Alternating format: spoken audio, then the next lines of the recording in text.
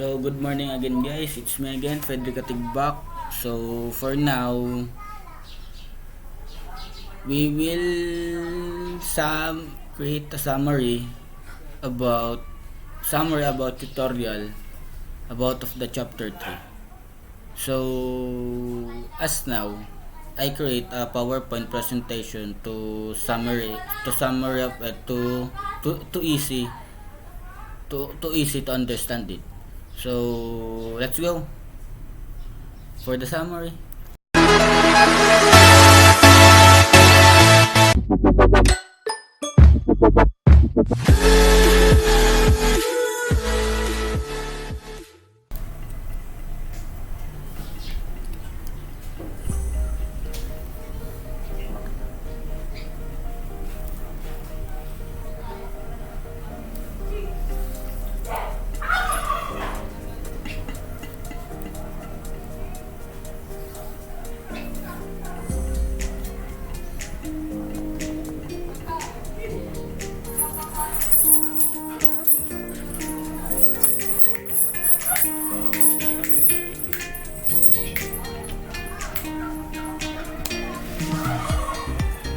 So, sorry for waiting because there was wrong in my laptop.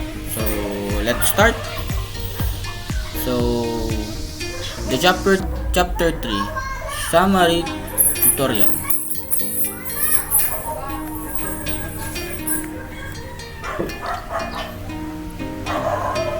So, let me define the application layer. The application layer as the source and destination of data for communication across networks explains the role of the protocols in supporting communication between server and the client processes.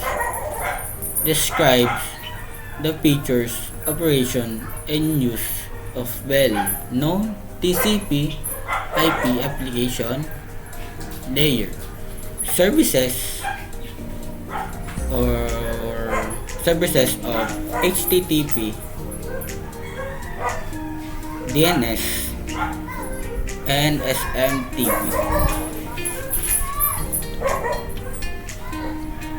So, applications, services, and protocols have roles in converting communication to data that can be transferred across the data.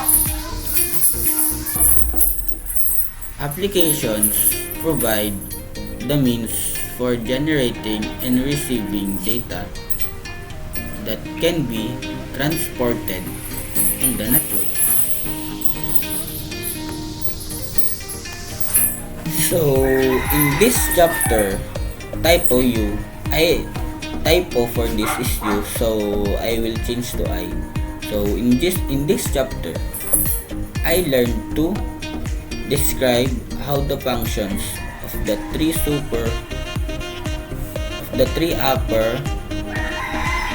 OSI model layers provide network services to end user applications.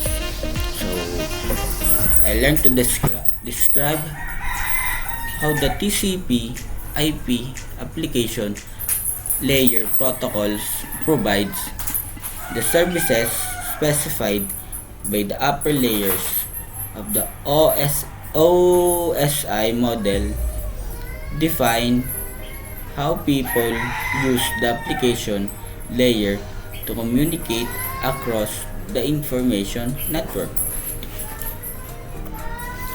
So I learned that describe the function of well-known TCP/IP applications such as the World Wide Web or WWW and email and their related services. So there's the HTTP, DNS, SMB, SNTP, POP, so and last and the telnets, and explain how protocols ensure services running on one kind of device can send to a receive data from many different network devices. So use network analysis tools to examine and explain how common user application works. So we will go to the OSI model. So OSI model, each layer it is the specific services. So first is the application layers. So application layers provide interface between application we use to communicate and underlying network over which our messages are transmitted. Second is application layer protocols used to exchange data between programs running in the source and destination host OSI model. Coding and conversation of the application layer data to ensure the data from the source device can be interpreted by the appropriate application on the destination device. Coding and conversation of the application layer data to ensure that data from the source device can be interpreted by the appropriate application on the destination device. So there's a typo for this. It repeats, so sorry for that. So Apple specification for video, audio, MPEG, or what we call Motion Picture Expert Group. So standards for video comprehension and coding. GIF stands for Graphics Interchange Format. Standards for graphic images compression and coding. JPEG means Joint Photographic Expert Group. So it's standard for graphic images compression and coding too.